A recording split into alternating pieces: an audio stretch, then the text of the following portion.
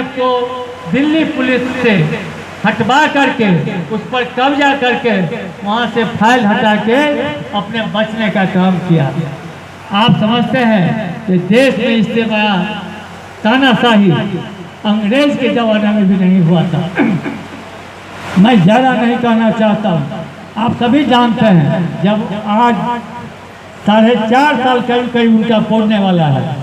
अब जब वो समझ गए हैं जो हमसे अब कोई काम नहीं हो सकता है, जनता अब मेरे झांसे में आने वाली नहीं है, तो वो कभी हिंदू से मुस्लिम को और कभी हिंदू से हिंदू को लड़वाने का काम करते हैं। फिर उन्होंने मंदिर का मुद्दा उठवाया है। मंदिर के बारे में क्या कहा था जो मेरे पास पैसा नहीं है, आप ईंट देंगे तब हम मंदिर बनवाएंगे। यहाँ से लाखों आदमी, भक्त आदमी जिनको विश्वास है उसमें, ईंटा ले करके पहुँचे अयोध्या। उसके बाद उन्होंने क्या कहा कि मेरी सरकार जब बन जाएगी तब हम करेंगे। उनकी मिली जुली सरकार बनी तब उन्होंने नहीं किया। बोले मुझे जब पूरी बहुमत से सरकार दीजिएगा तब बनाएंगे। आप लोगों ने उन्हें 272 सीट से बहुमत देकर पूर्ण बहुमत से सरकार बनाने का मौका दिया। उसके बाद उन्होंने कहा कि यूपी सरकार मदद नहीं कर रही है, यूपी में जब सरकार बनेगा तब बनेगा। आप लोगों ने उन्हें जोगी जी को भी बना दिया। अब वो उससे भी भाग रहे हैं।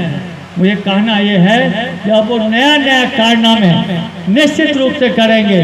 उनको कुछ काम जनता का नहीं करना है उन बड़े बड़े लोगों का जिनका उन्होंने 3,16,000 करोड़ रुपया ऋण जो था उसके माफ़ कर दिया।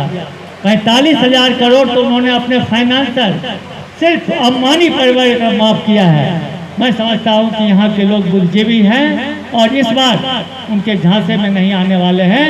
आपसे मैं व्यक्तिगत रूप से भी आपका मैं प्रतिनिधि भी हूँ, अशोक जी भी आपका प्रतिनिधि हैं, उस रूप से भी राहुल गांधी जी ने जो आप इस एरिया को, मिथिलांचल के लोगों को सम्मान दिया है, उसके एवज में आप लोग को सिर्फ मिथिलांचल में ही नहीं आगे जाके भी कांग्रेस के लिए काम करना है। यही हम आपसे निवेदन करने आए हैं, विनती करने आए हैं और आपको विश्वास दिलाते हैं जब हम लोग आएंगे पहले के जैसा भाईचारे की तरह सभी जात धर्म के लोग को साथ लेके चलने का काम करेंगे और बिहार का विकास करेंगे। इसी से कांग्रेस की सरकार आएगी तब ये आपका राज्य भी मजबूत